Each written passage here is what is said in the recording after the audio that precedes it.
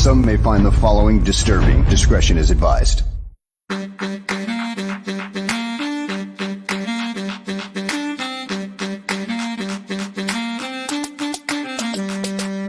Bears. Because of the way they play the nickel corner here, and the nickel corner plays 88-85% of the snaps. He's got to be like part linebacker. The Bears. When you're in the scouting room, there's going to be differences of opinion. The Bears. Once coaches get involved, of course, they've got their own opinions about what fits best for what they want to do, and that could be drastically different than what the scouts say. Well, you're looking at traits, and I mean, he tested very, very well. The Bears. One thing good about Kevin, he's been with 2 other organizations, as well as being the commissioner of the Big Ten. He's been around. The Bears. With Greg Olson, Jerry didn't want to get rid of him. I didn't want to get rid of him. Nobody wanted to get rid of him. One guy wanted to get rid of him. Mike Martz, because Mike Martz didn't know what the hell to do with him. We tried to talk Lovey out of hiring Mike Martz for a month and a half. He's playing zone, but number one, he doesn't get enough depth with the drop. But who the hell's Gilbert? How many times does a 305, 310-pound defensive tackle drop into coverage, especially in a key situation? The Bears. Greg, why are teams wrong on quarterback evaluation so often? Number one, it's a hard position to evaluate. There's probably not as many real good quarterback evaluators as there needs to be. The Bears. The Bears. The Bears.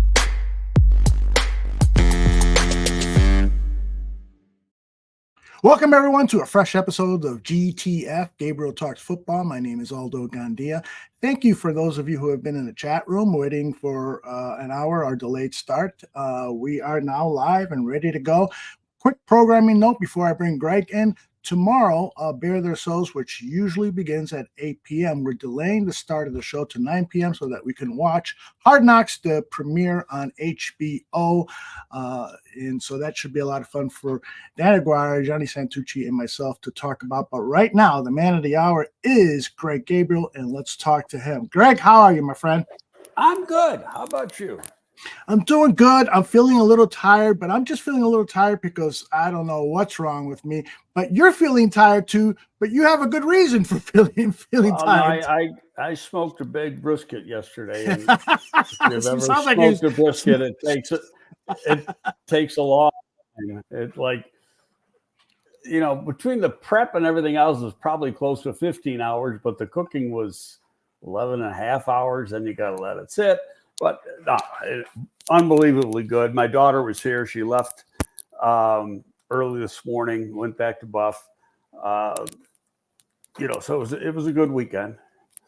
Is that the daughter with the future Olympian? No, that's her aunt. Okay. That's what Kelsey was there. Kelsey's my youngest. I see. Okay.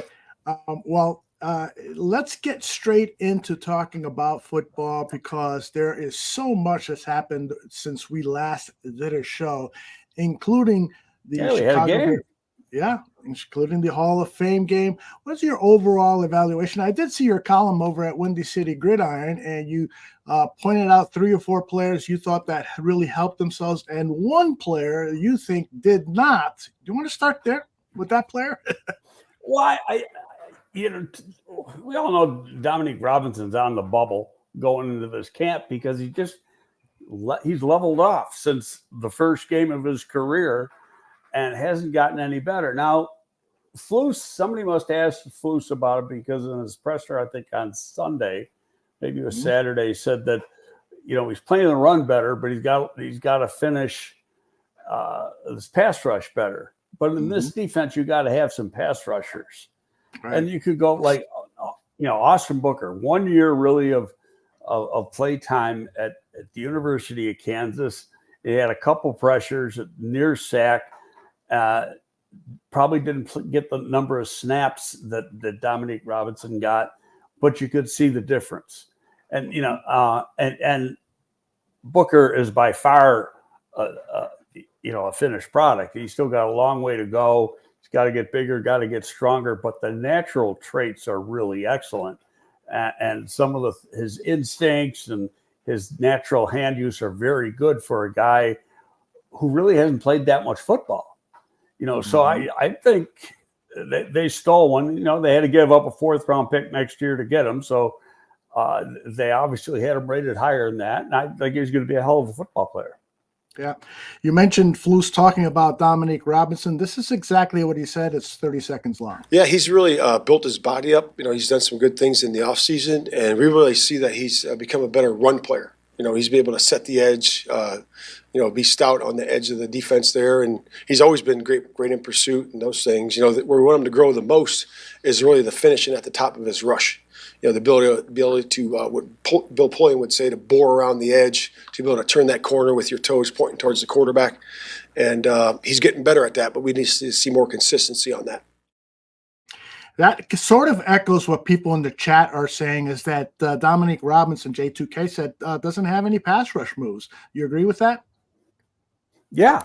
And, I don't think he's explosive as a pass rusher. Where, again, let's use Austin Booker as a comparison to him. And you see it. He's very quick off the ball. Like he had a pressure the other night where he used an outside in move, came across the face of the defender, and then had a free lane to the quarterback.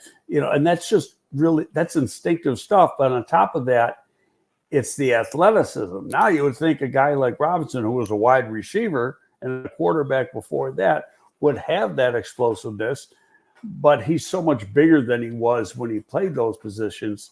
Those are some natural traits that he may have lost as he got bigger. I mean, he's still a pretty darn good athlete for a guy that size, but to be an elite or even a good NFL pass rusher, you got to be able to keep those traits. Yep.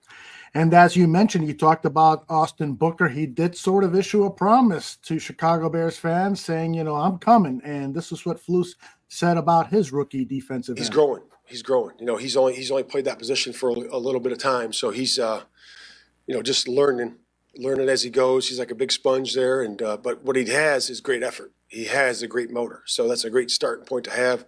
And he has good slip. He's got that natural ability to slip and move around the corner.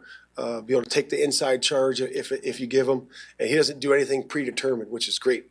He's an instinctual rusher, so he goes and then he reacts to what he sees, and I think that's hard to defend. Greg, does slip mean what it sounds like it means? Like he just kind of slips by? Yeah, some of it's different. I mean, people use different terminology. I like to call bend and lean. He uses slip. You could slip through people. When I say bend, that's obviously stay low, and then lean is that ability to lean and get underneath people. You got, get really low, and it makes it very difficult to block those guys. And the elite pass rushers have that trait, and it's something that can't be taught. It's innate, and it's part of your natural athleticism, and he's got that. And so that's what you're looking for. The last thing you want is an upright guy. You're going to have a guy who runs a 4.55, but if he can't bend and he's an upright pass rusher, he's giving his body away to an offensive tackle. Indeed. Let's stay on the defensive line. Matt Forchisi says, what's Greg's opinion on Pickens, Zach Pickens? He seemed to get pushed around pretty good. I got to tell you, with each passing time that I see Pickens, I become more and more unimpressed. What are your thoughts on Pickens? Well, during the game, I'm like, vanilla, didn't do a whole lot for me. But then when I rewatched it, he actually made some plays. He did what he's supposed to do. What he didn't have was the flash play. And you'd like to see that. Now it'll be interesting because Gervon Dexter is going to play this week. And he's been making flash plays almost daily in practice. So that's what you want to see. But, I'm not going to get high or low on a player off of one preseason game, especially when I thought he played pretty well last year as a rookie. You want him to take that next step. The kid from Illinois, I thought Randolph did pretty good. Yeah, he got some penetration. He plays hard. Here's the one thing that I thought, I don't know if they're going to do this during the season, but they did it in the game on Thursday night, was instead of, one guy being a one technique and then you're having your three technique, they played left and right tackle. Okay. So depending on the strength of the offensive formation, both tackles played both positions. Mm-hmm. And I thought that was really interesting. And in doing that, you can find out what a guy's better at of the two. Now, whether they, are like last year and the year before, they were strictly 1 and 3. So is this because Eric Washington came into the fold as a defensive coordinator and works with the defensive line? Is this going to be something they're going to do, going forward for the season? It'd be interesting if they do that. But, I don't know if they got, 3 out of the 4 can probably play, both positions.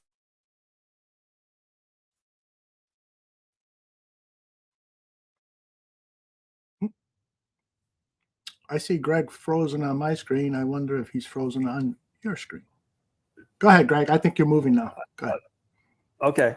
Well, I just wonder if Billings has that, explosiveness that you need to be the penetrator at the 3. But he's been playing some 3. I've read it in the papers. He's been playing some 3s in practice. And I think part of that is not that he's playing 3, it's they're playing left and right. And it's like the safety position. They're playing left and right. So, one play you may be a strong, the next play you may be a free, depending on what the offensive look is. Mm-hmm. Okay, interesting. Some comments here I'd like you to respond to. J2K says he thinks that Coward was the best defensive tackle in that Hall of Fame game, at least for the Bears. What was your evaluation of him? I didn't study him real hard. He's got talent. There's no question. And he's flashed some good playing time in the league. Hasn't been since 21, I think, when he was with New England. And he was actually a decent player. So he's got it. It's why hasn't he shown it since? He's been more of a practice squad guy than an up with the 53. But I think him and the kid from Illinois are going to be competing for that 4th spot, because I doubt they keep 5. And even if they keep 4, you probably only dress 3, because then Walker can be the swing guy between end and defensive tackle. Interesting.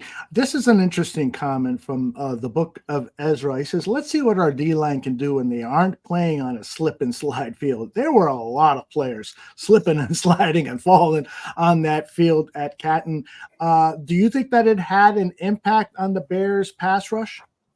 It may have. That field has a reputation of being a little slick. It is what it is. Hey, the important thing is that there was, best of our knowledge, nobody really got hurt. So that's what you want to. That's your most important thing in a preseason game. Get out of the game with no injuries. Yeah.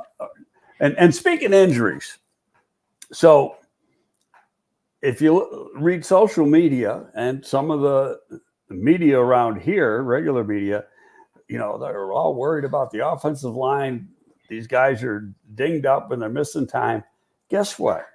Guys are missing time on all 32 teams. It's the preseason. And when you get hurt now, it could be very minor, where during the regular season, you'd be playing and practicing, and the preseason, they pull you out. They don't want you to get anything worse. They err to the side of caution. The Rams got 3 starting offensive linemen out, as do the Bears right now. As if now they're off today, and Tevin Jenkins walked off the field, and we'll hit that in a second. He walked off the field with something yesterday. Davis just did individually, didn't do team, but I look at that as a positive, not a negative, because he did dress. He just didn't do the full thing. And Yeah,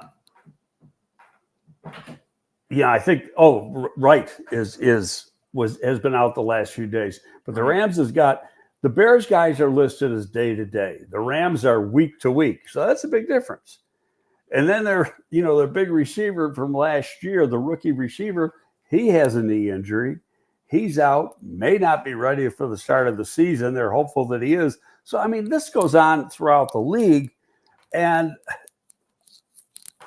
I having been through it so long in my career, I never worry about it because, you just want the team to be ready for the regular season. And it only takes a few weeks of practice together to get everybody on the right page. Don't forget, everybody forgets about the old days that weren't that long ago. We used to have 7, 8, 9, 10 holdouts that wouldn't come in until there was 2 weeks left in the preseason. Mm-hmm. We don't have that anymore.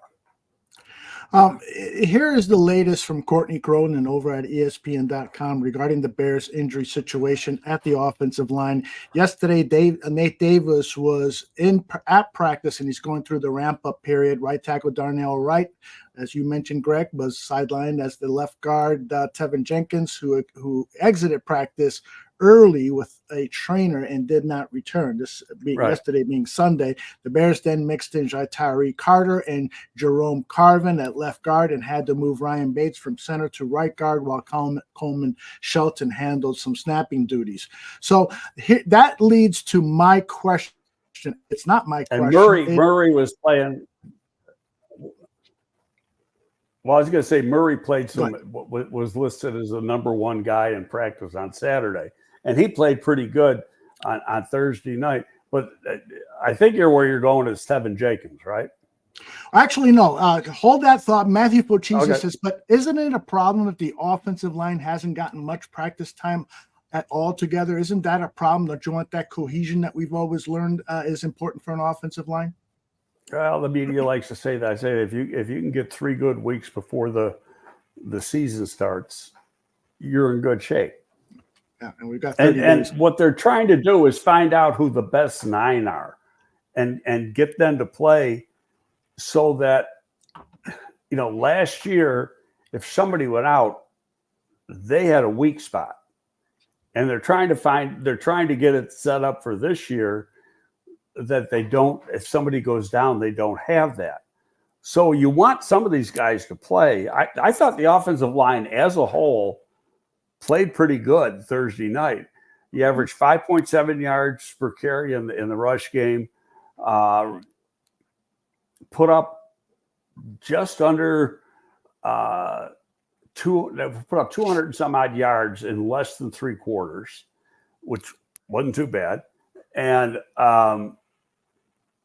no sacks given up. So it was, I think a plus. Now, if you would have added to that the last 3.5 minutes of the third quarter and fourth quarter, the numbers, of course, would have been a little bit better.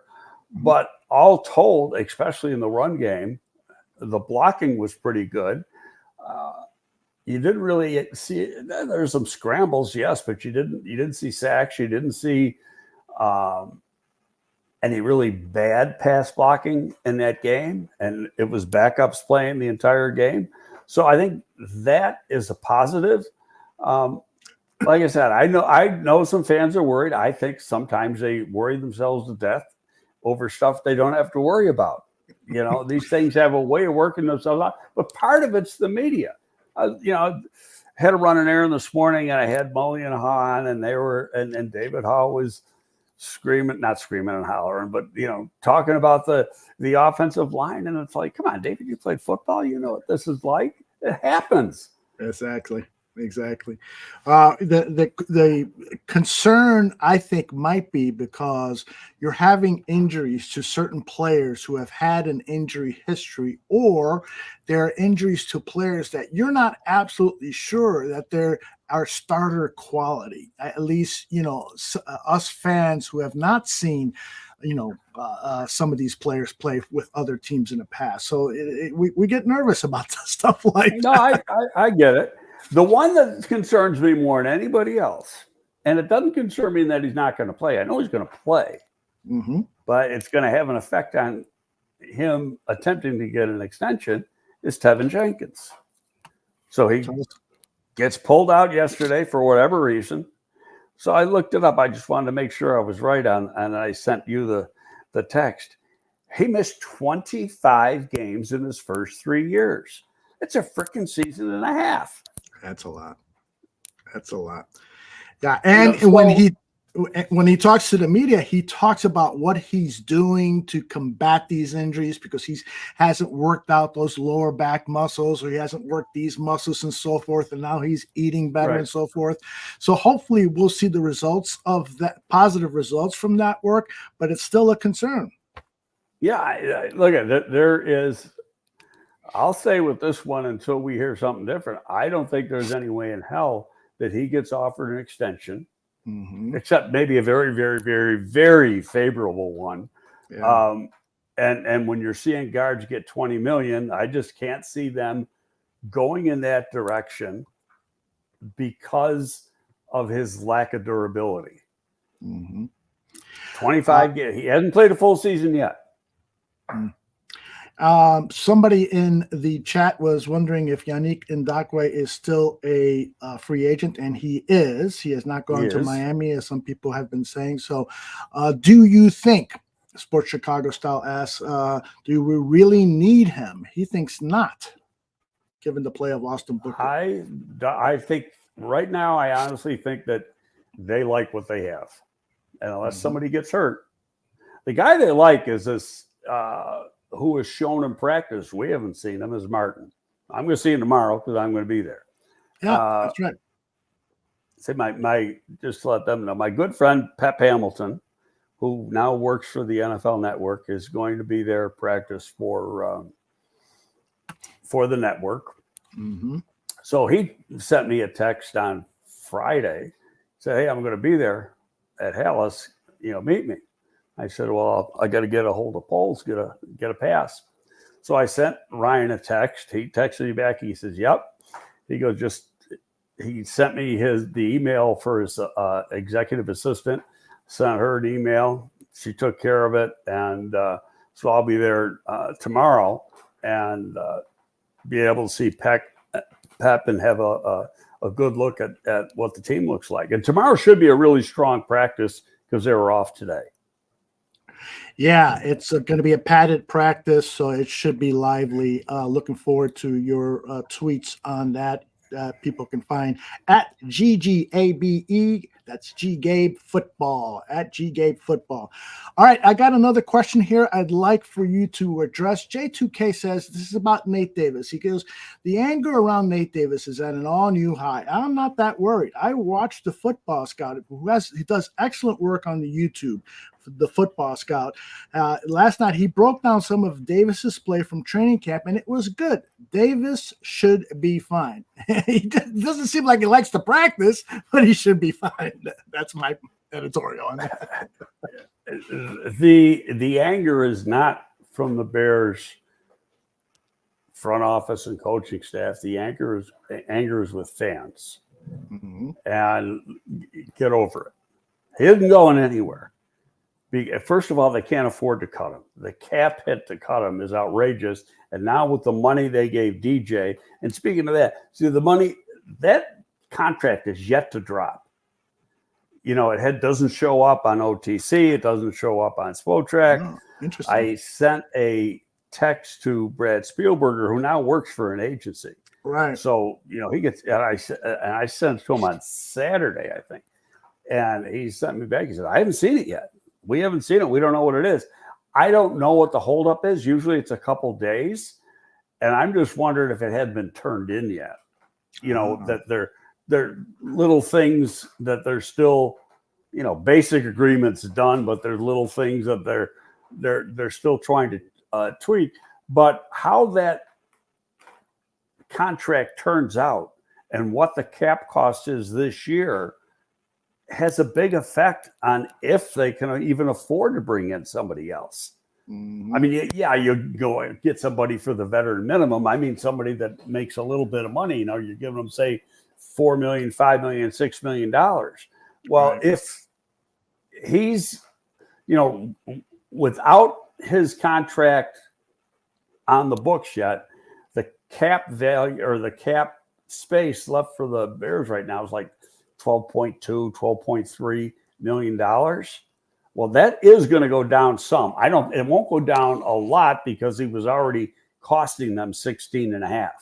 So just the way they structure, and it may even go up a little bit, but still you got to have $6 to $7 million to run the team during the season.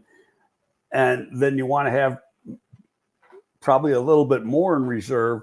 So that still doesn't give you a lot of money to go out and get somebody. Now, there are contracts you can restructure. If you really want to get somebody, you can find a way to get it done by restructuring some other people, some contracts they did last year. You take, they might be making a high salary this year. You take the salary, you turn around, you give them one check now versus 17 checks, counts as bonus money. And then it just for accounting purposes gets appropriated over the length of the contract. And that's how you create space, really, without spending any more money. I love contract talk. This is the one part of the show. It's at the 25 minute mark that I'm going to replay over, because if you would have asked me, all right, repeat what I said, I'm going to lose it. That's why my wife does all the books at her house. That part of my brain just doesn't work, but it's good stuff to learn. In your article over at Windy City Gridiron, you mentioned Austin Booker, who we've already talked about, and we've talked about Dominique Robinson as somebody who did not help himself. But you also wrote about Tyreek Carter, who helped himself. Tell us. I thought so. Yeah. I don't think I saw him miss a block, and he was very physical.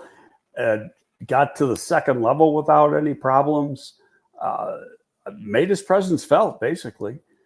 So if there's a disconnect between him and the coaching staff, I'd love to find out what it is, because like we've talked about a few times, he didn't rest for the last few games after being a starter early in the year when Nate Davis was out, because when he lines up and plays, he plays pretty darn good. Mm-hmm. J2K, who I know studies the tape and so forth, says that he played well at guard and tackle. So that's played some tackle, and then he probably would have played more, but they ended the game. He played like a series and a half or so tackle. But see, tackle, he was a left tackle in college. Mm-hmm. And he's got long arms. So you can get out of a game. You don't want to have him lining up to start a game at left tackle. Now, in saying that, and I think I wrote it in the article, he's only like a quarter inch shorter than, I'm going brain dead. Leno. Tevin? Leno, okay. Charles, he's like a quarter inch shorter than Charles Leno. Leno had a little bit more arm length, and Leno was a 10-year player at left tackle. You just prefer a guy 6'5". He's not. He's like 6'3.5". Leno was 6'3 3/4. You prefer somebody taller than that, but the position's not new to him. He was a 4-year left tackle in college. Okay. We've got a number of questions in the queue. I've got Danger, I got Arnie, I got Kenny, Mr. Shorty. We'll get to those questions soon. I want to continue talking about the players from the Hall of Fame game. Colin Johnson looked absolutely tremendous. 2 touchdown catches, made that first special teams tackle. And this is right. Colin Johnson talking about his special teams play. I started making some plays on offense, and HD, our special teams coordinator, was like, Colin, I'm going to pull you out of special teams. I was like, no, sir. Like, I want to be in there. I want to show you I can do it. And getting my that special teams tackle on the opening kickoff, I felt super honored because, it's the first tackle with this new kickoff rule. So it was super cool, and I'm just going to keep growing. Think of the new rule. I mean, obviously you guys practice it, but this is the first time ever in a game. Did it go like you expected, or what was it like? Yeah, you never know until you come in the game and play. Just definitely the speed and the timing of it is just drastically different. It's so much faster.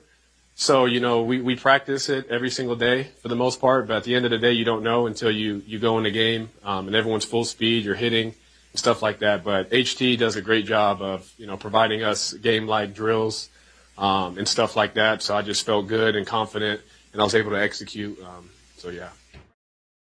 Greg HT, of course, is Richard Hightower, the special teams coordinator. Right. He said at yesterday's press conference that he loved it when Colin said, I don't want to come out, because Colin knows that's how he's going to make the squad. And he really appreciated that. Your thoughts on Colin? Yeah, well, number one, he did play really good, but I go back to last year. He's on the practice squad most of the year, played 3 games. I think it was the last 3. Had a couple catches, or at least one catch for the Bears, but he did make his presence felt on special teams. And his athleticism jumped out at you a little bit too. Now, you look at his time and what he ran coming out. He ran like 4.6 coming out of college. You say, oh, he can't run.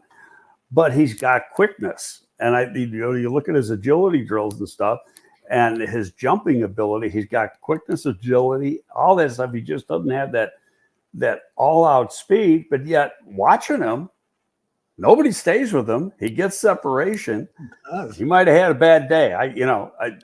That's all I can come up with is that. But if you want to, if you're 5 or 6 on the depth chart, and for most teams they keep 6 wide receivers now. Some will keep 7. But if you're 5 or 6, you have to be able to play teams. There's no ifs, ands, or buts about it. And so here's what happens, and I'm going to write about this as we get more closer to the cutdown date. There's going to be situations at a few positions where, let's say, the 5th best receiver gets cut because the 6th best receiver is a better special teams player. Yeah. And number 5 can't play teams. We can look at Pettis.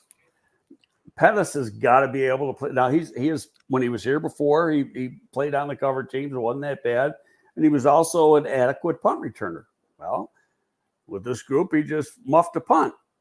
So that's and that was a big muff, really. And the defense had to rise to the occasion to stop Houston from scoring on that. They had a good defensive series that time, but you just can't do that. You can't muff a punt and that wasn't a hard punt. So, you gave excellent field position to your opposing team. And, right away, I just thought that's a sure way to get yourself cut doing that in the preseason game. Yeah, indeed. I want to stay on the kickoff because of the new kickoff rule was debuted at the Hall of Fame game. This was Flus talking about kickoffs and what they're learning and so forth immediately after. There's a lot of information there. Alignments is one of them. Technique, in terms of both teams, cover team and return team. To short set, deep set. Keep your eyes on your man, drop without your eyes on your guy. All the things that you talk about. Body types. Because you see a lot of guys being able to, butt and press a guy and then shed, to the side where the ball carrier is going or their leverage side. So, there's a lot of things to it, and we're working on it. And we're going to try different alignments and try different things this week. We got it a couple times in this next stack of practices before Buffalo. So, and we make sure we have it when we have pads on, so it can be real as we can make it without the tackle part of it. When you mentioned after the game, Greg, this is like a whole new level of football we're talking about here. You might be making roster decisions like you talked about the wide receiver position. So you might be making roster decisions based on body type because, if you got 2 special team type wide receivers, but you think one has a better body type for the new kickoff rule, you might keep that player and some of the other things that he mentioned. Interesting thing. Well, it's I don't know if it's as much body type or can he get the job done or he doesn't get the job done. Fair enough. I think what we saw Thursday night, they returned 2 kicks, that they should have let stay in the end zone. Would have got the ball at the 30-yard line. I think that was by design because you want to get on tape the guys blocking, see how they're doing that. So we're going to return the kick. So that's one of the differences between preseason and regular season. There's things you want to see, even though it's the play itself wasn't the right way to do the play. Because the one kickoff, the returner caught it like and I think it was, the wide receiver. I think he was 2 yards deep in the end zone when he caught the ball. You don't want to bring that out because it automatically goes to the 30-yard line. So don't even worry about it. But at the same time, you want to see what those 10 guys in front of him can do. Mm-hmm. Now, what also the blocking part was very, and really on both teams, was very vanilla. And you can set up some, having worked with this thing in the XFL, and there's a lot of tape. There's a year and a half of tape from the XFL because we only played a half season that first year on how this kick works. You can set up some schemes that are going to help a guy break the long run. I don't think you're going to see it in the preseason. Why show it now? You just want to find out who's tough, who isn't tough, who can make a tackle, who can get off a block, who can make a block. Those are the things you want to find out. Yeah, indeed.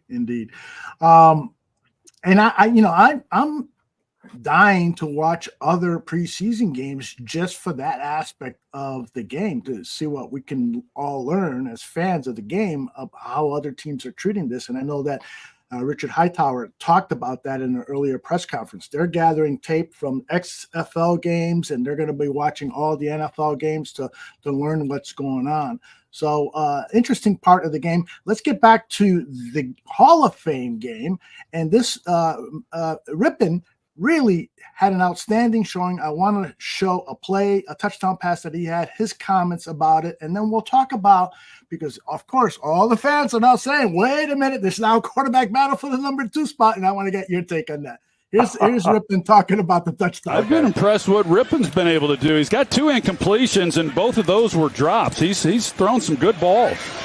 Rippon end zone. Touchdown Chicago. Tommy Sweeney. The touchdown pass to Sweeney, what did you see develop on that play? Yeah, I mean, that was a on-the-ball 2-minute call, kind of a 3-by-1 vertical play, and saw Shell pre-snap like a too-high look, and, just looked at that safety off to the left to make sure that he was going to stay on the hash, and then played. I think the one thing that I kind of told myself tonight was just continue to read with your feet. I've always played my best when I feel like I'm in a rhythm, and, I'm going through my progressions and staying on time with what that looks like, 1 hitch to one throw, 2 hitches to another throw. And, when you do that, you're able to kind of just feel things develop, I think, a little bit faster. And that's kind of what happened on that play. You love this. Greg, Gabriel, do we have a quarterback battle for the number 2 spot in Chicago? No, not even close. Brett Rippon, it's his 6th year in the league. And in a preseason game, he should be able to come in and make those plays, especially when he's playing against, backups and playing with backups. So that's his experience showing up. Same thing, the Houston quarterbacks are all experienced quarterbacks. They're making some plays.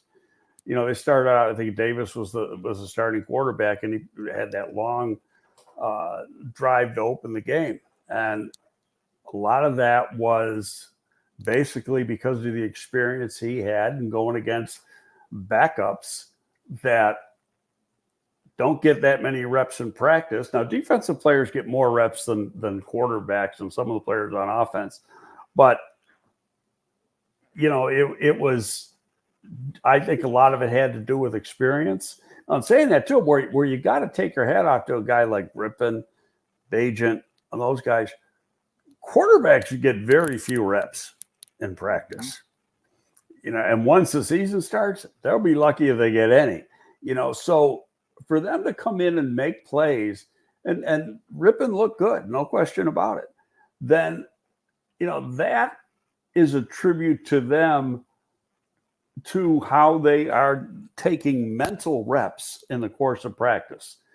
So it's Caleb Williams getting the reps, but they know what the play is. They're watching the play, and in their mind, if you see where these guys stand, they're always standing right behind the quarterback, right in the middle, and they're watching because they're figuring out in their mind, okay, where am I going? They're trying to mentally be playing the play as it's physically being played by somebody else right in front of them. Does that make sense the way I said that? Totally makes sense. Absolutely. Brewhaw says if Rippon is in the practice squad, he'll be safe to make the roster. If Bajan goes to the practice squad, he will get picked up on waivers, in his opinion. I agree. Bajan isn't. Get it out of your head. They like this guy. He's not getting cut at all. He only played like a series and a half. And it wasn't his fault. They had the one miscue. They had they had a drive going, and then they had an illegal procedure by the move tight end. They were going to go for it on a fourth down, then put them in a position they had a punt. It's not on him. But you look at practice, what he does in practice, what he does in the meeting rooms, what he did last year. Fans want to create some of that stuff. It's not there. He is number 2. The fight is who's number 3. Is it Rippon or the rookie from Western Kentucky? Yeah, and we'll probably see that rookie play in the next game. He was scheduled to play at the Hall of Fame game. Well, he got a little play time, and then when they cut out he was probably supposed to play the last third of the game, and they had to end the game, and he that cost him his reps. That's so sad for him, of course. All right, the questions are piling up, but there's a couple of other things that I want to get out of the way before we go to questions. Number one is Jalen Johnson was asked yesterday, if he was upset that the players who vote on the top 100 players in the NFL left him out of the top 100 list.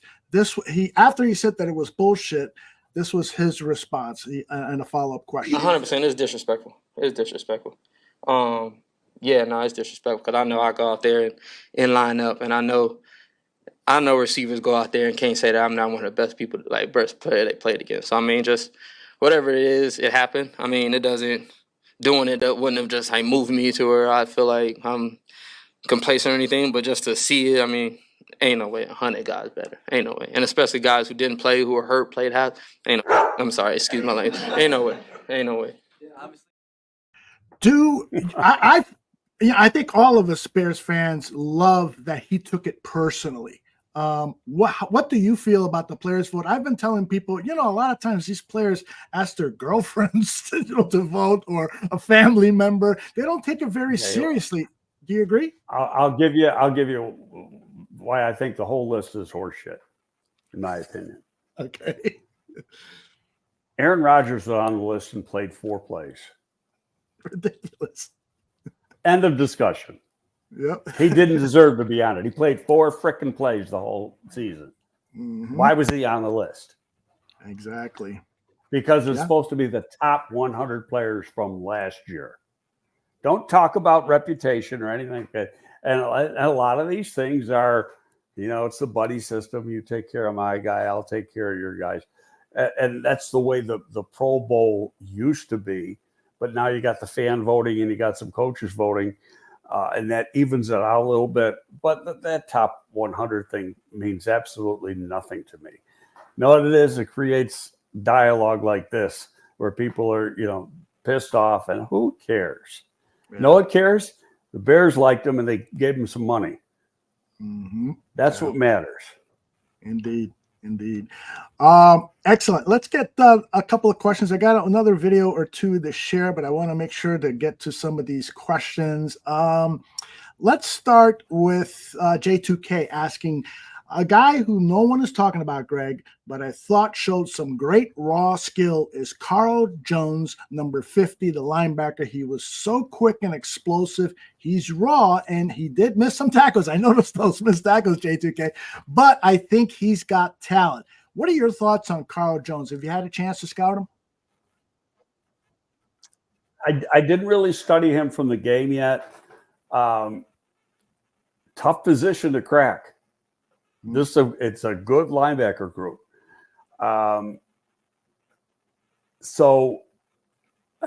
They could go into the season because really, in reality, they very seldom play with 3 linebackers. It's mostly 2. So they could go into the season with 5 on the 53, not 6. And there was times last year when they just had 5.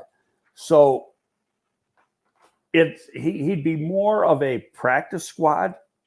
And you got like the one guy they signed a free agent, they gave some money to. Not a lot of money, but he got some money. I can't even pronounce his last name. You got the kid back from last year, Sewell, who was hurt a little bit, but got a lot of promise. So, I mean, how many spots are there? You know, and like a guy who always jumps out in camp the last couple of years has been what's his name? Baskerville, the linebacker from LSU, backup Mike linebacker, but he's always on the practice squad. Right. And because of injuries, he gets, elevated for a game or two here. And that's probably going to be the case with Jones again. What he's got to do if he wants to make the team, it's not just his play, because he's seldom going to get a chance to play if he makes a squad. It's what's he do on teams. Mm-hmm. And that goes back to the same thing we're talking about receiver. If you're a linebacker and you want to make the team, you got to be a better special teams player than Sewell or the other guy. And then you got a good shot of making it. Mm-hmm. J2K adds that Jones is transitioning from that 3-4 outside linebacker to that weak linebacker spot. It's a huge jump from what he's used to, but he played on fire in that Hall of Fame game, very explosive, and quickly shed blocks from the offensive line. So good stuff, J2K. Well, that's the way he was. That's the way he was at UCLA. And, an explosive, not big. He's only 5'11 and a half, but he can run. He runs in the 4.5s. And he had some production, but he was also opposite Letu, and Letu's the guy they're trying to stop, so that frees up him a little bit. But there's no question he can play. Is he good enough to make the 53 in a position that is pretty deep on this team? Yeah, indeed. Let's see. Another question here. I don't think this is going to happen, but Arnie asked the question, maybe Patriots would take Nate Davis in a trade for Judon, and then we would have money. They ain't trading Judon. Everybody, this is like last year, anytime somebody comes up with contract troubles, we got to trade for him. We got to trade for him. And how many times do they trade for him besides none? Mm-hmm. First of all, New England doesn't want to trade him. Yeah. So here's the thing. First of all, he's 32 years old. He only played 5 games last year, or 4 or 5 games last year. And Ryan Poles is real big with the analytics of injuries. And when guys, and that's one of the reasons, goes back why Khalil Mack and Quinn were let go. People, he wanted to do the rebuild. Well, part of it was if they were 27, they wouldn't have been gone. But both of them have had injuries. Both of them miss a lot of practice time. Mack missed game time. Quinn missed game time. They're getting paid a lot of money. They're over 32. Judon, if you got him on this year's contract, you could make a case for it. But he doesn't want this year's contract. He's fighting with New England right now because, he's making, I think, $11 million or something like that this year, give or take. But he wants 20. The Bears don't have 20 to give him. Yeah. And I just can't see Ryan Poles giving a guy who would be supposedly a 32-year-old, well, not supposedly, he will be a 32-year-old player in another week and a half, and give him $20 million when he's shown durability problems, the last couple of years. And, at that age, you want to develop. Let's say Martin turned out to be as good as they hope. He's getting $1 million too, or something like that. And you've got Austin Booker making less than $1 million in base salary. Probably averages out to $1 million because of the signing bonus. So, let's say you got $3 million in between 2 players versus $20 million for a guy who's going to play in the rotation. Yeah, it sounds good. We got Judon. Big deal. If he's not lining up and playing. And if you trade Davis, you're still getting hit with the cap hit off the signing bonus. So it just doesn't make any sense. It's a double whammy. You got to turn around and pay Judon. You got to pay Judon, and then you get hit with the cap on Davis. Interesting. Good stuff, Greg. All right, let's go to the next question. Danger Tease asks, besides evaluating quarterbacks, as you say in the open, it's the toughest position to scout. He asked, what position was the hardest and the easiest, besides quarterbacks, hardest and easiest to evaluate in training camp?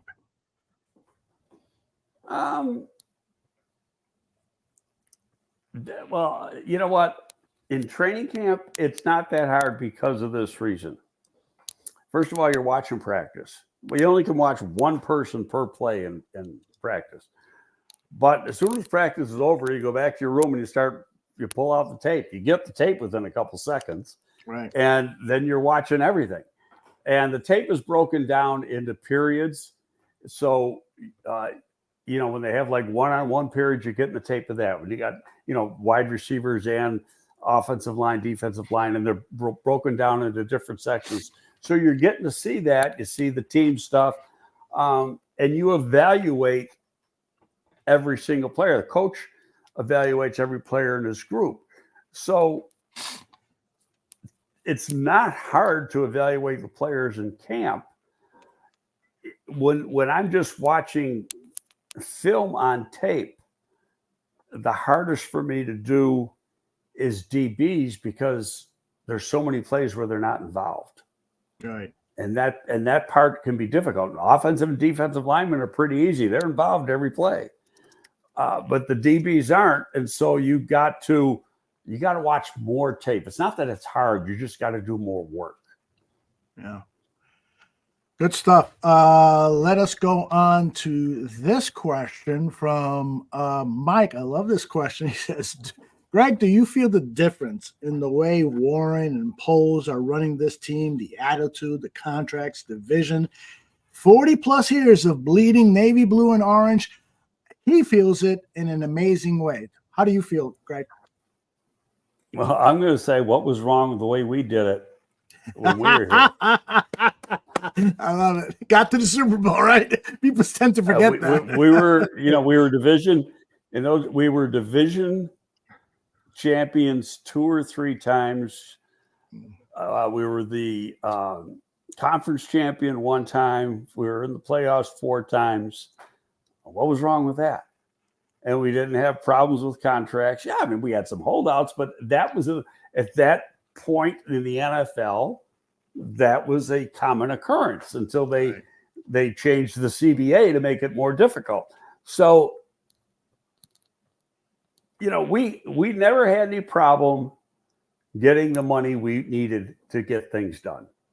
Yeah. And I'd go to my grave saying that. Yeah, I'd like to do a special show with you, Greg, where we just talk about that topic, that era, the Jerry Angelo era and so forth. It seems to be dismissed or overlooked. You get a lot of people saying, oh, last time you went to the Super Bowl was 1985. That 85 team cast such a shadow over all of the positives that happened since. Now, I'm not, we've had some problems the last 8-10 years or so, but there was some really great teams that you helped build, and we need to really shine a spotlight. I'll say it this way, and I know it's fact. Since that 85 team, and when that 85 team broke apart, so since then, we had the best 10-year run of anybody.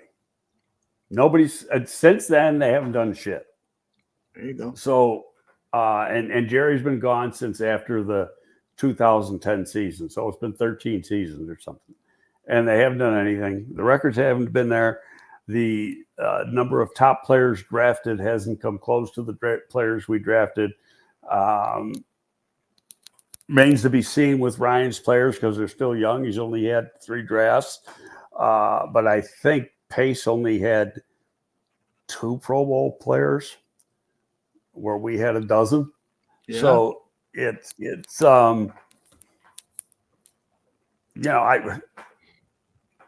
we were not appreciated as much as we should have been. And there are people that say to me now, or people I don't even know on social media, on X or something, they say, you guys were really good. You just never got the credit. And that's the truth. Very much. Yep. But, this city's hard. They want a winner all the time. But, what's funny is that, like, at the Hall of Fame, Lovey was getting applauded. Oh, my goodness. Yes. A lot of love. Okay. Well, didn't we hire him? That's right. Indeed. Weren't we all working together? Yeah, absolutely. And one of the guys that you were instrumental in bringing to the organization was Devin Hester. He received his gold jacket this weekend. And Tory Taylor, the new punter for the Chicago Bears, will make his debut, I'm pretty sure, in the next preseason game. He was asked how he would punt to Devin Hester. This is his response. It's a little long, Greg. It's a minute and a half. How do you think you would have approached punting to a guy like that? And Kluwe, again, punting away from Hester, who makes the grab at the 10. Wow. What a run by Hester. Unbelievable. Either kicked it miles high in the air or out of bounds. Yeah, just scary. It's just absolutely frightening to know that someone like that was returning punts. So I'm very, very lucky. Although if I did play for the Bears a number of years ago, I would have been lucky enough to play on the same team as him. But yeah, I'm glad I don't have to punt to him these days. I don't really know too much about Devin or anything like that, but you obviously see the highlights, and really that speaks for itself. So to answer your original questions, I'd probably just take a 40-yard punt out of bounds. You know what I mean? Because he kind of just you see a lot of clips of Hester, and a lot of the time they're actually like pretty good balls, and he kind of he turns nothing into something, which is pretty special, and I guess that's why he got the gold jacket. Hester at the 40, and Hester is going to go all the way. No flags are down. Devin Hester. Pretty unbelievable. Greg, you saw the ceremonies, you saw the tears, you saw the applause. What really stuck out to you when Devin Hester was inducted? I was really, really, really impressed with his speech. Probably was a little bit too long for the Hall people. Yeah. But they're supposed to have a time limit. But, if you know Devin is quiet, or he was when he was here. I mean, he hasn't been around in a long time. And so, that was one thing. It would be going in to say, it's going to be interesting how he's going to pull this off. And he knocked it out of the park, as far as I'm concerned. He did a great job. Yeah. And so that to me, that was the best part, and I'm glad like Dave Tobe was there and his wife Cheryl. Really like seeing that. Lovey was there with Mary Ann. And so, and a bunch of players, I say, but they were there for Devin and for Mongo and for Julius Peppers. So, but it was really fun to see. Yeah, it really was. And I was, like you, I was very impressed with his speech. My wife and I saw it together, and she commented, I don't remember him being this articulate when he used to play for the Bears. That's what he said. You were like, how is he going to pull this off? And I'm not trying to say anything derogatory. It's just his personality. He was very soft-spoken, a man of few words. And so he had to get up there, and he had to write this thing too. So the combination of the two. Yeah. And really did a superb job. Yeah. We'll talk a little bit more about the ceremonies, but I want to get back to some football questions. Cornelius asks, hey, Greg, what is your assessment of this offensive lineman by the name of Bill Murray? I think he's pretty good, and that's a fact, Jack. I've been waiting weeks to say that joke. No, the guy is good. How about he's 27 years old? Yeah, you know about his background? He was a defensive lineman, and actually a pretty good defensive lineman at FCS, William and Mary. And then you look at his numbers. I don't think he went to the combine. He was a pro day guy. But his numbers, he ran like 4.9, real fast 3-cone, real fast short shuttle, had like a 34-inch vertical jump or something like this. The numbers were off the charts, and now this is only the third season he's played on the offensive line. First couple of years in the league, and he's practice squad guy. He was playing defensive tackle. So then New England moved him over the guard. And it might have been last year, his first year. And at the end of camp, they had to cut him. It was only his first year as a guard, and probably wanted him back on the practice squad, but the Bears stole him instead and put him on their practice squad. And, you probably tell the guy and you tell the agent, hey, look, you've been there 3 years. You're still on the practice squad. Where are you going? But he's a guy that's athletic. He's nasty because he's got a, defensive line temperament. He hits people. You can see he's raw. Sometimes doesn't take the right angle. But the attitude and stuff is there. Now, the question is, can he play more than one position? Because if you're going to make the 53, they almost are making it a part of it is that you can be more than a one positional player. So in his case, it'd have to be either center or tackle, and he's really too short to be a tackle. Can he, like this Carvin played center for a good part of the game and did pretty good, and then he played guard. So he may have a leg up because he can play two positions.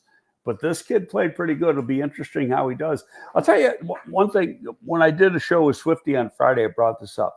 And I don't hear anybody bring it up, and I think it's important. The Bears' preseason schedule is really tough. They're playing good football teams, 4 playoff teams, 1 team that was the world champion. And how can you ask for better competition and a better way to evaluate the players you've got than to play against the best teams in preseason? And that's going to get you that much more prepared for the regular season in another month. Totally agree with you there. Where's my shot? There it is. All right, some other questions that we go to. Les has an interesting question. Can Greg explain how quarterbacks get $40 to $50 million a year and they keep so many other players? Are we in trouble with Caleb in a few years? Yeah, you're not in trouble with him. You're going to get some money. No, there'll be more money. There'll be more money to give him because of that. Obviously, he's got to earn it. He's not going to get it unless he earns it. Most important position on the team. That's why they all go high. Yeah. And if he don't do as good as, go ahead. I was just going to ask, could you potentially see a salary cap put on quarterbacks? No. I think you'd have people trying to, agents would go to attorneys, and some agents are attorneys and say that's a restraintive trade type of thing. Well, you could say that same thing about a salary cap, but I guess it is collectively bargained with a union. Yeah. Okay. Makes sense. All right. Let's see. 3 of the 4 major sports have a salary cap, but the only real hard cap is the NFL. Then I would say the NHL comes next. Yeah. Basketball is kind of crazy, and baseball doesn't have one, but they have a tax. Yeah. that just doesn't make and any sense. Basketball's got a tax too, but basketball, like if you're bringing in an outside player, you only got X amount of dollars to pay him because of the cap. You can't go over the cap. But if it's your own guy that you're restructuring or giving a new contract to, well, then you throw out the cap because you can give him as much as you want. Indeed. Which is strange. Yeah. Saran has an interesting question. He says, Alden, Greg, did you see the chart for all the players drafted in the Giants Hard Knocks episode? Was wondering if Greg could speak to the color coding that he used. Roma Dunze was blue, but Caleb did not have a color designation, probably because they thought there's no way that Caleb is going to fall to the New York Giants, so they didn't bother that. But you've shared with me the code that you guys use. It's complicated. Well, we referred to players as colors, but he's a blue player, he's a red player, but we didn't color code their card. The pro side color coded the players. Okay. So because that, you went into free agency and you're saying, I want to get a blue defensive tackle, or I want to get a red defensive end. So we had those guys color coded. I saw the thing. They blurred out a lot of those boards. So you couldn't see exactly what it was, what the colors meant, or any of that. So I could call up Tim McDonald, who I've known since he was 5 years old. Because their director of player personnel, Timmy McDonald, is Amera. His mom is Amera, and he looks just like. He doesn't look as. He looks more like John than Chris, but you can tell just by looking at Amera. And he'd tell me what their color code means, but looking at that board the way it came out, I only think about a third of the players, if that, had a color, and I may be wrong in saying that. Does that sound right to you? Yeah, that's pretty much how I remember seeing it. Yes.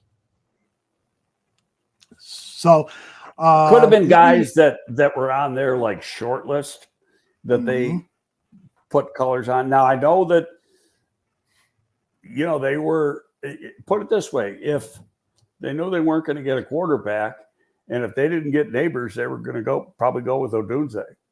Yeah. By the way, somebody just posted something about Herbert. They were talking about the quarterback from the Chargers. But it reminded me to ask you about Khalil Herbert. Khalil played for a series or two on the Hall of Fame game, and again had a couple runs. Yeah, again he shows his value to this team. Currently, people are speculating that he's going to be third on the depth chart. What do you think the value that this guy brings with his open field running and his patience and cutting back and so forth? It's got to be very valuable. Well, the problem with Herbert is that he's a one-dimensional player. Right. His one dimension is really good, but you can't trust him in the game when you're passing because he can't pass block worth shit. And the same thing as a receiver. It's 50-50 if he's going to catch it. So the other two guys, Swift and Roshan, can block, catch, and run. Now, probably neither of them, we haven't really seen Swift to say about the running, but they're not as good a runner as Herbert is. But part of that position is being a receiver and being a pass blocker. You don't want a guy. I mean, there's times when Fields took some big hits because Khalil Herbert flat out missed a block. And you can't have that. That's why I think he could be a guy that could be on the trading block. But at the same time, I said that going into camp. Since then, number 5 and number 6 have been hurt. How bad are they hurt? They didn't play this week. Number 7 played. The guy they signed after camp already started. So, you got Williams from Howard University, who's a kick returner. He's about the same size as Khalil Herbert. He's a 4.4 guy, catches the ball well, and he can block, but we haven't seen him, so we don't know that much about him. And then there's Homer, and Homer's here basically because of the special teams play. But at the same time, Homer had production as a pass receiver in Seattle. And, by the way, who was the offensive coordinator in Seattle when he was having production? Shane Waldron. Shane Waldron. to me, there's things that point out. And I tell you the truth, I'm thinking now because two guys were down and they weren't going to play Swift, I think they were almost showcasing Herbert a little bit. Mm-hmm. Yeah, that could be. But I could be totally wrong. I mean, that's just my way of thought on that. Just understanding what they want at the position, what they're looking for, and what he can do and what he can't do. Put it this way: he's in the last year of his contract.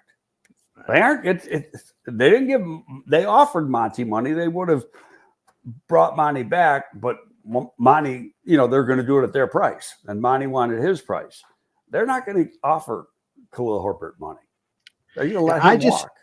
I just feel like he's valuable. He's so valuable as an insurance back for this team in case Swift gets hurt for a few days and so forth. He's much more valuable than what you're going to get back, which is a 6th or 7th round draft pick. I get it. I get exactly what you're saying. It's got to play out, and you got to see what some of these other guys can do. Yep. But at the same time, okay, I hear what you just said. He's got to be better than that 6th or 7th round pick you're going to get as draft price. Okay, but if you let him walk at the end of the year, what are you getting? You get his salary to invest elsewhere. Yeah, but his salary's not making any money. He's only making like 1.2. Yeah, but if you were to keep him or trade him, he didn't hit the incentive portion in his first 2 years. So Borum is making $2 million a year more than Herbert. They were drafted at the same time. Yeah, interesting. All right, let's move on here. Get another couple of questions out of the way. Let's go with Mr. Shorty. He had a personal question for you, Greg. Mr. Shorty asked, Greg, why did you stay in Chicago and not move back to Buffalo, the beautiful city? Because my wife works here. My wife's kids are here, and she likes her job here. And so we're here. There you go. It's real simple. It's a simple one. All right. I would go back to Buffalo in a heartbeat. My best friends in the world. I got a couple good friends here. One of them I grew up with, but guys that I played football with, I played golf with for years and stuff. They're all in Buffalo, and my kids live there. So yeah. Well, that's Buffalo. I visited Buffalo twice, both on business trips. But what I saw of the city, I thought was fantastic. But their winters are worse than Chicago's. Wouldn't you agree? The snow. Yeah, man. It's a lot colder here. It doesn't get anywhere near as cold in Buffalo as it does here. But what's funny about the snow is in the snow belt south of the city. Okay, you had that big snowstorm leading up to the playoff game. They had like 48 inches of snow or something, right? Mm-hmm. Where Kelsey lives on the north side of the city, she's got 4 inches. Wow. So you've got a band, the way that the weather or the weather bands come off the lake, it affects an area. Like all the ski areas are all south of Buffalo because they're right in the middle of the snow belt and they get trounced on, which is great. But unfortunately, that stadium's in it too. Oh, jeez. Kenny is not a fan of Buffalo, by the way. Bruhaw says I was there. Kenny probably hasn't. Bruhaw says I was in Niagara Falls, Ontario on the weekend. Incredible amount of Bills fans, really nice folks during the off season. That's the caveat. Niagara Falls, Ontario is nice. Niagara Falls, New York sucks. The Canadians did a great job building that up, and the government in Niagara County, where Niagara Falls, New York is, haven't done 1/10 the job of, you got one of the 7 wonders of the world there. Yeah, right. And it's like, come on, guys. And they make some just, money? or you can come in, you can go to Niagara Falls, and you can be on the American side and look across, and you go, holy shit! And it's only a couple miles away across the river. It's right in front of you, and you look at how that's all built up and how pretty it is compared to where you're sitting watching. So sad. OKC Bear Boy has a compliment for you. He says, Greg, if you didn't do a good job, you were director of scouting with the Bears, I guarantee we wouldn't be listening to you on a weekly basis. Nice compliment from OKC. Oh, thank you. Boy.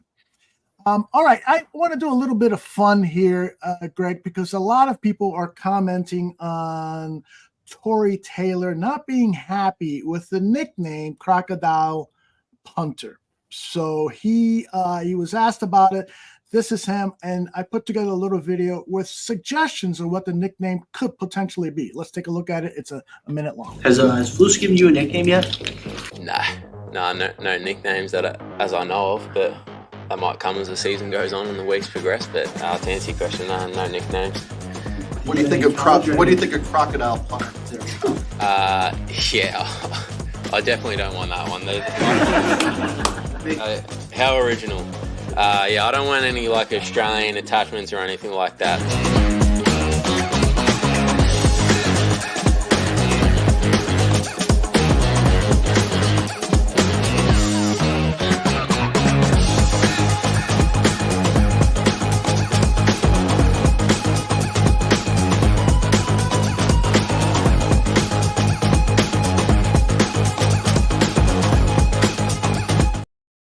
So what do you think, Greg? You got a nickname for the Aussie?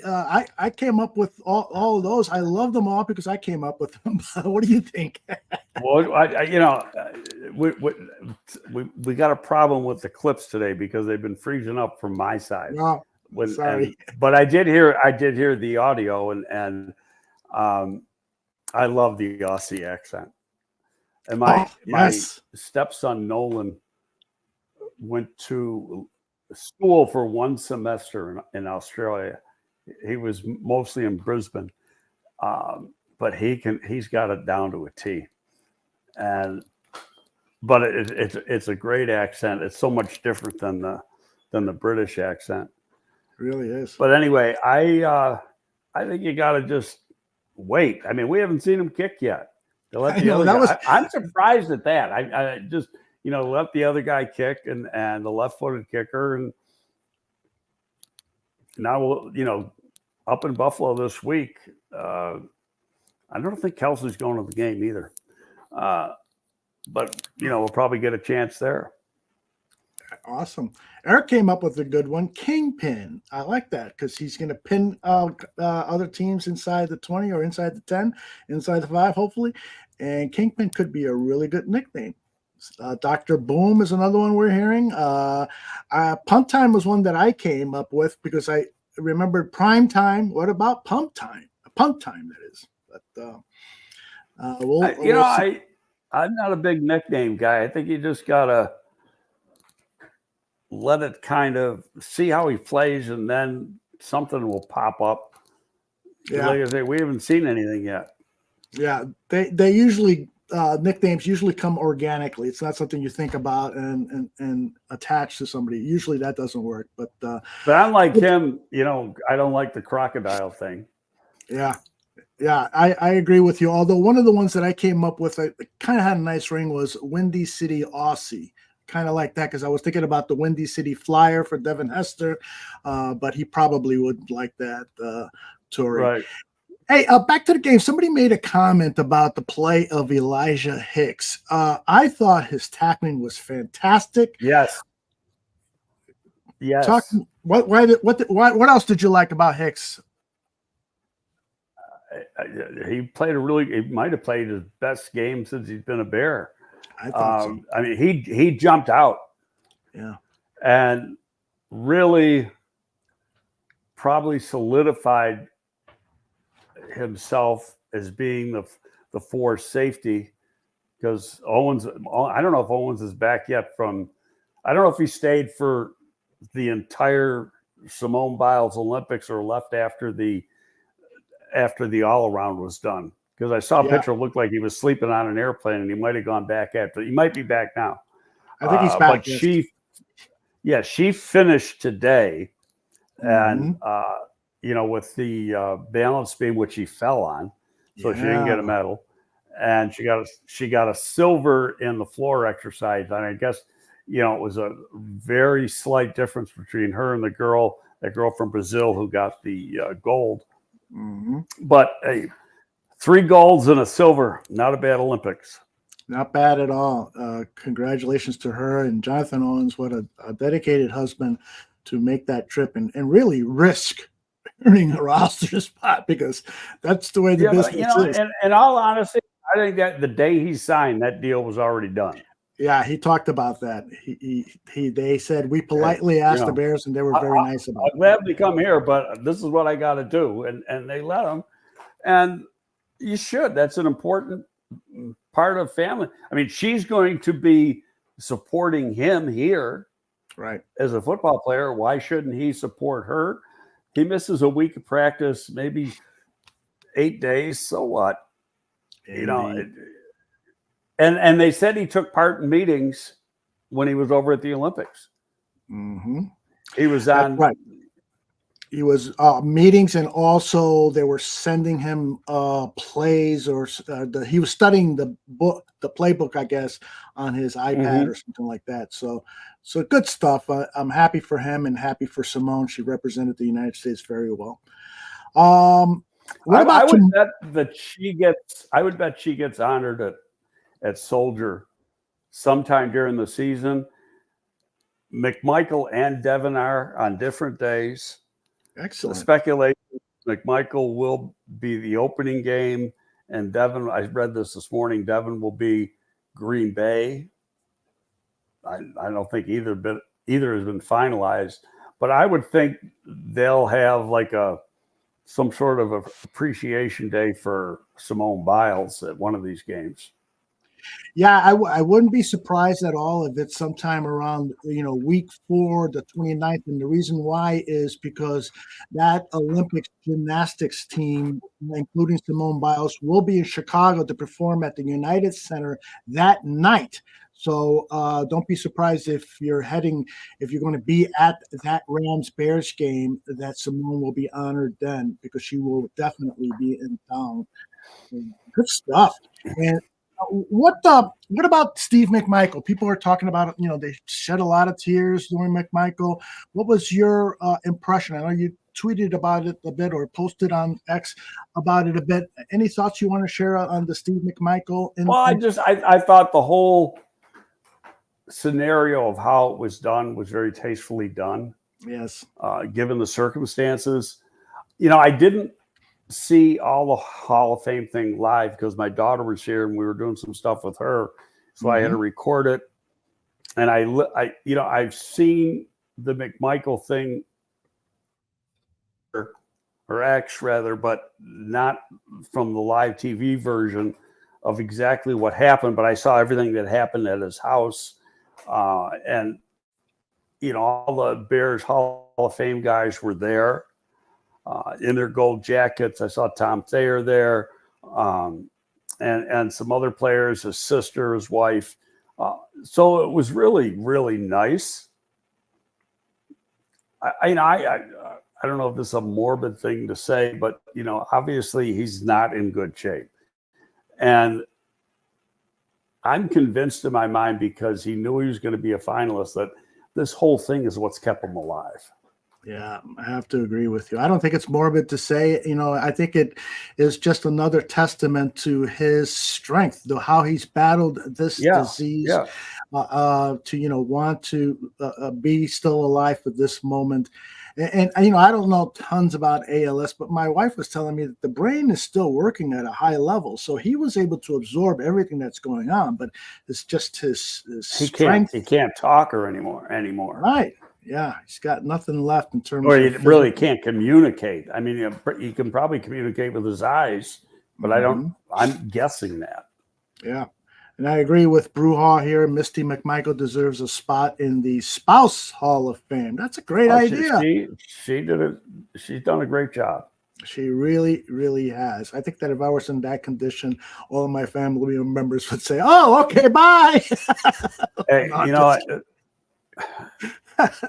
she has to be a caretaker, and that's not an easy job. Oh my goodness, that is a one tough job.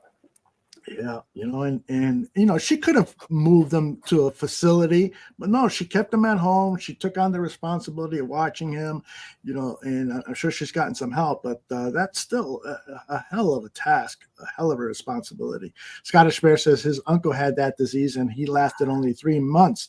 Mongo must be made out of steel. Absolutely. Yeah, I thought at least going back to the middle of the last fall, when you saw that he was named a finalist, I just kept thinking that drive is what's keeping him alive. Yep. No, it was nice too. They had the Chicago Police, the bagpipe and drum team. Yeah. Did you see that? That was really cool because I like bagpipes myself.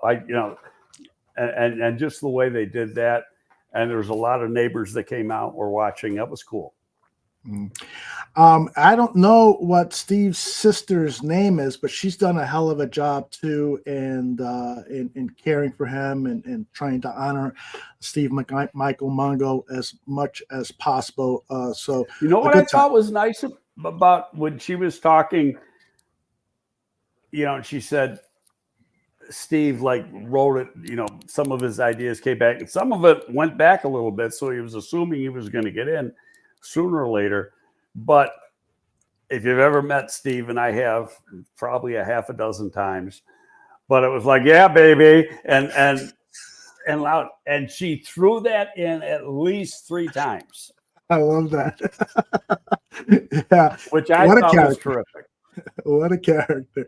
What do you have anything to share about Julius Peppers? He played with the Bears, one of 3 teams that he played for in his NFL career, the Panthers, Packers, and Bears. I only saw a little portion of his acceptance speech. Did you see anything you want to share about Peppers?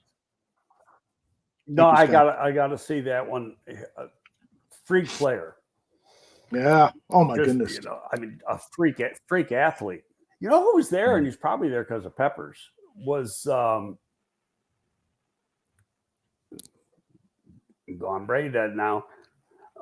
Michael Jordan. Oh yeah, they played a lot together. Golf. And the other guy. Wasn't he also good friends with somebody else? I forget. Somebody in the chat room will correct me. But they're both North Carolina grads. Jordan's a lot older than him, a lot ahead of him. But it was unique player, had a very long career, relatively injury-free, played basketball at North Carolina besides being a football player. That's right. But just for a guy, he played around 290, 295, yet he could run around like he was 250. Amazing. And just a freak athlete. Amazing.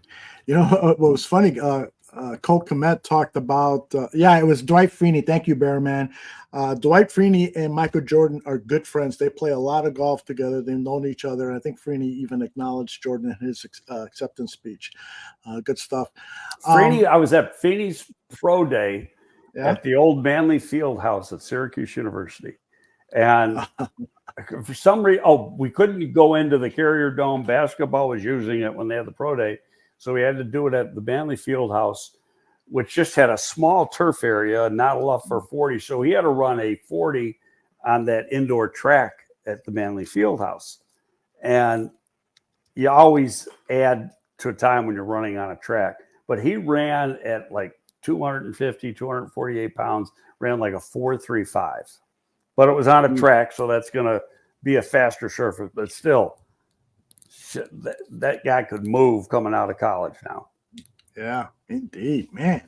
And his tweener size hurt him a bit during evaluations, if I recall correctly. Isn't that right? Yeah, he still went first round. He's only 6'1.5" or something like that. Wow. But good arm length. Yeah.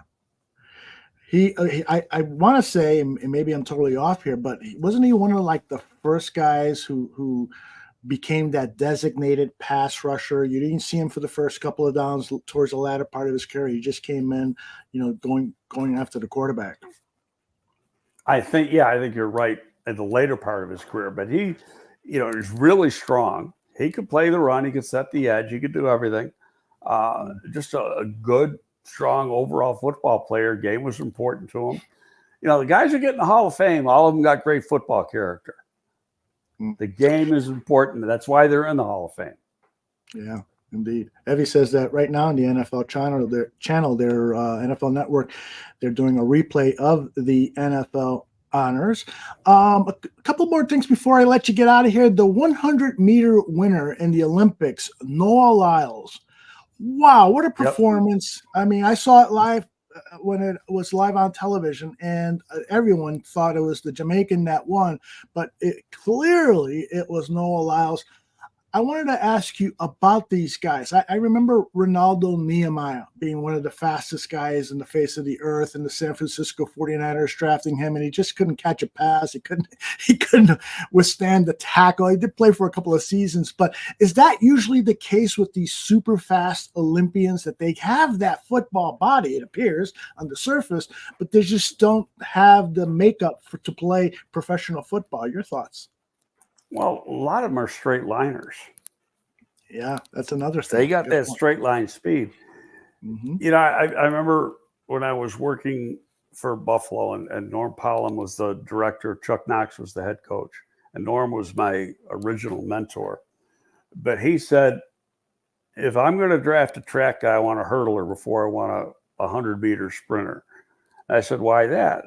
Why is that? And he said, well, the hurdlers, they got to be more explosive because they got to go over these hurdles so many times in the course of a 110-meter race.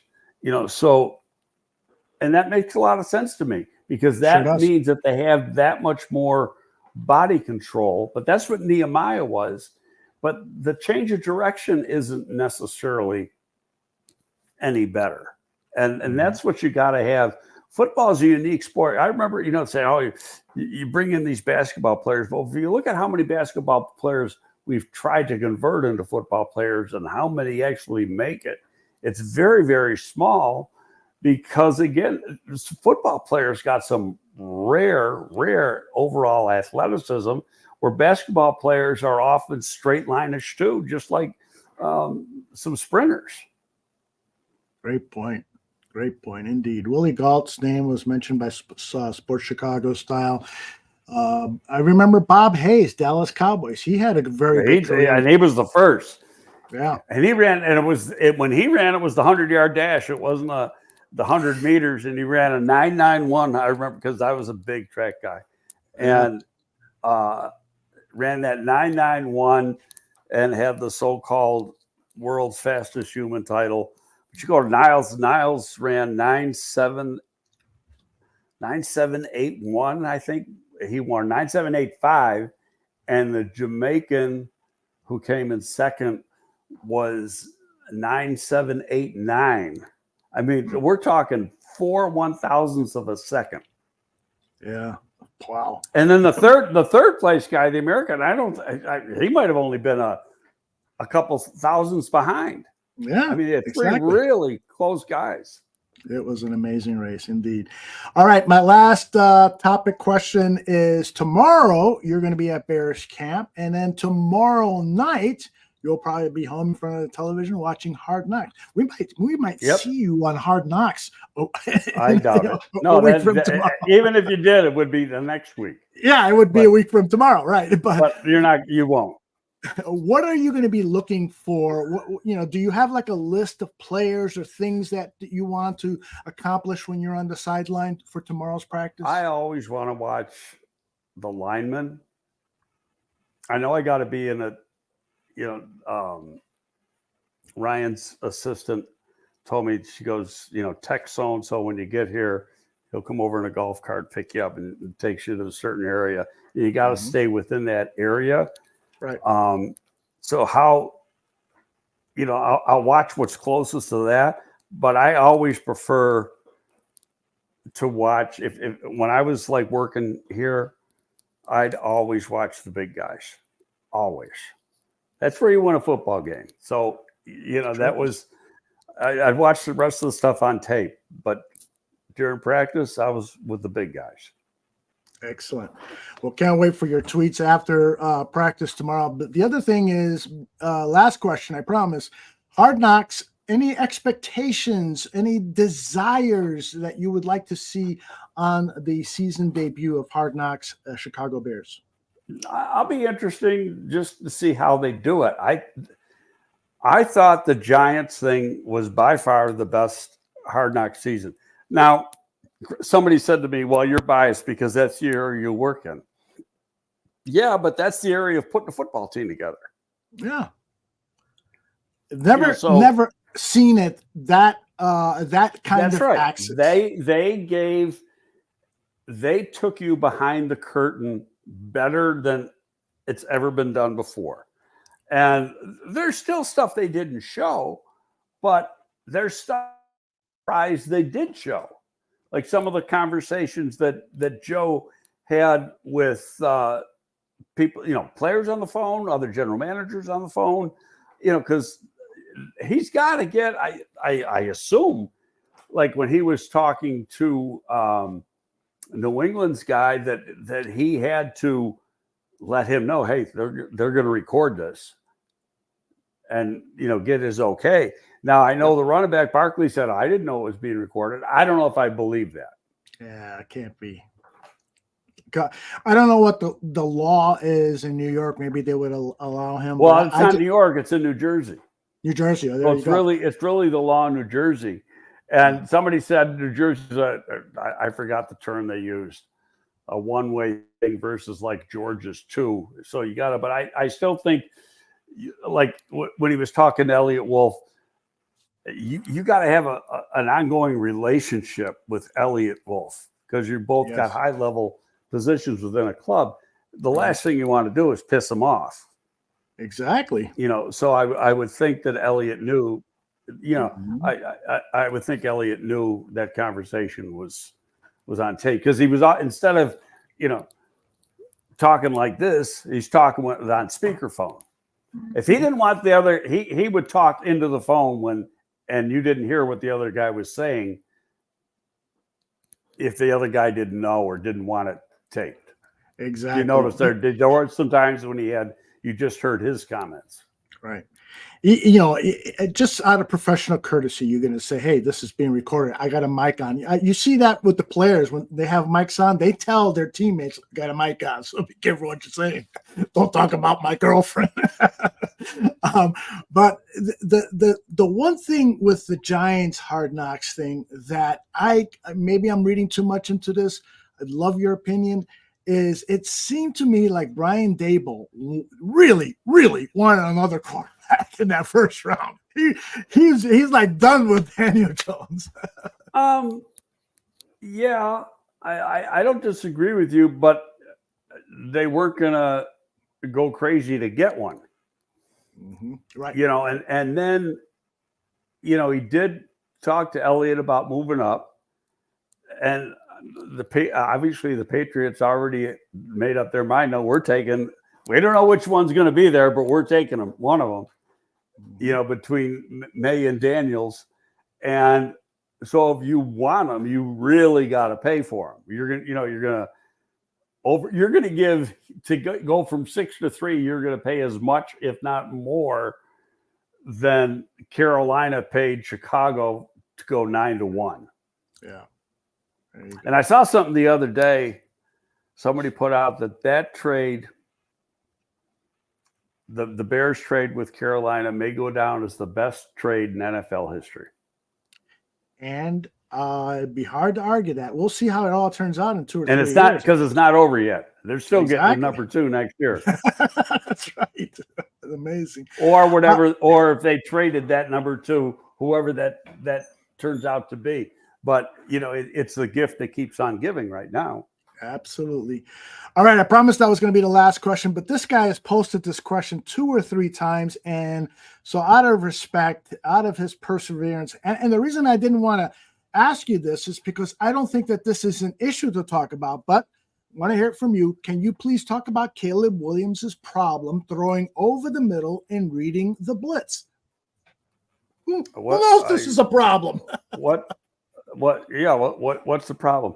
The game where he had a problem from last year was the Notre Dame game. Right.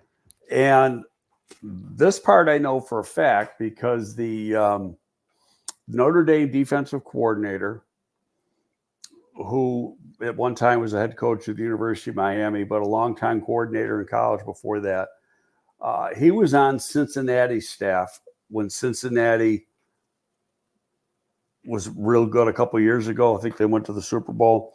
Okay. And they played Kansas City in the AFC Championship game, I think. Mm-hmm. Mm-hmm. He took that game plan against Mahomes and used it against Caleb.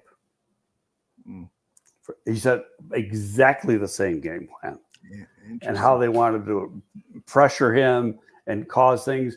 Now part of it is, he's 6'1" 1/4. So at that height, you are going to have some side things, but Brett Favre wasn't tall. Brett Favre was 6'2" if he was lucky. And there's other quarterbacks. Aaron Rodgers. Aaron Rodgers is 6'2". Drew Brees is like 5'11" 1/2. Exactly. But it's that lateral agility that, you can slide to where the opening is and get the ball out so you can see. What I didn't see in college, because I loved his tape, but you didn't see a lot of balls getting batted.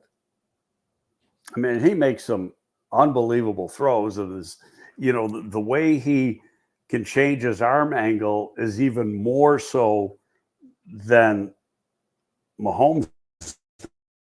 I agree. From what I've seen, yeah, he's got to catch up. But until then, you look at his touchdown to interception ratio. Even with the 3 interceptions against Notre Dame, he didn't turn the ball over very much. But he threw 3 in the first half against Notre Dame. And then, the rest of the year, and I've said this several times, I just don't think he was the same guy, the same magic. And then I've found out since that, there was problems with that team that had nothing to do with him. It was what happened was, he was there, but it was a byproduct of those things. I think a lot of it had to, I didn't coach did more of the shit myself. Mm-hmm. Remember when he was the big golden boy to come into the NFL? Yeah. His team is yet at Oklahoma or USC. His team is yet to play one down of defense. Yeah. There's a lot of issues there. There's no doubt about it. But I think that question came out of some comments that Caleb Williams made. I played the soundbite last week on this show. Caleb was asked, where are you farthest away from where you want to be week 1? And after like a 30-second him wrestling with the question, he said reading blitzes and seeing who's coming off the corner. Well, any rookie is going to have that. That's not off over the middle. That is, you learn to read defenses by playing a lot and seeing things a lot. So when you open up against Tennessee, I would bet Tennessee's coordinator is going to throw a lot at the Bears because you got to have a rookie quarterback. So they're going to try to confuse the shit out of him. But as he gets older in his career, you start seeing that stuff, and then you can't be fooled. I mean, it took Aaron Rodgers years, but you get along, like 8-10 years in your career, you come up to the line of scrimmage, there's nothing you haven't seen. Mm-hmm. And you can figure stuff out just like that, and you can beat it just like that. So it just takes time. It's the talent's there. Now you got to get the play time and the experience. And part of that experience too is, how quickly he can decipher this stuff. It might take one player seeing certain things 3, 4, 5 times before he finally gets it. And I'm throwing a dart at the wall. Caleb could be a guy who sees it once and isn't going to forget it. Hopefully. D. Starren says, what about his fumbles? Because, he did have a little over 30 the fumbles more last year. Yeah. And sometimes you attribute fumbles to small hands, and Justin Fields had small hands. He had 9 1/8-inch hands. Yeah. And he didn't have very thick fingers. So how much strength was in his grip? I don't know if they measured his grip, but Caleb's got big hands. He's got 9 3/4-inch hands. Yeah. According to Sports Illustrated, 17 in 3 years, 8 last year, 3 in 2022, and 6 in 2021. That's how many fumbles he had. So he was carrying the ball a lot too, which is, and some of it is, and I'm not making excuses. Some of it is protecting the ball when you're a runner, which brings a point. There was a thing, it was on, I think it was on X. During one period, like an individual period, it might even been a pre-practice period. Mm-hmm. They were practicing the quarterback sliding, and they were using like a kid's game, with the water slide thing. I saw that video, yes. Okay. So Caleb's turn to do it. So he's sliding and he's got his hand like this. Yeah, that was good. So that right there, to me, that was like, I've lost balls in this situation. So he didn't have the ball in his hand, right? But that was, he had the motion. To me, that was, I'm going to practice it though. Yeah, good stuff. Good stuff. All right, everybody, we're going to wrap this one up. We've given you an hour and 47 minutes of great football talk. Greg, you were on your game as always. Thank you very much. And let people know that you can find Gabriel Talks Football on the Barroom Network and wherever you get your audio podcast. All you got to do is search Barroom Network, and Greg's podcast will pop up there, plus all of his previous ones. Greg, you're the absolute best. So I will see you next week. Tuesday next week or Monday or Tuesday next week? Monday. I think it's Monday. Yes, Monday. Yeah, so on Monday, and we'll review the Bills game. We can talk a little bit about Hard Knocks from tomorrow. Absolutely. And then there'll be some Hard Knocks from whatever happens in the Bills game on next Saturday night. And I know just hope the weather's good there. And I know you're going to collect so much information tomorrow when you're at Bears camp. The problem is what can we share? What can you share? I don't know if I'm going to get, one thing I learned, don't ask a question where you're not supposed to ask. There you go. I've learned that too. Gotten slapped in the face by women.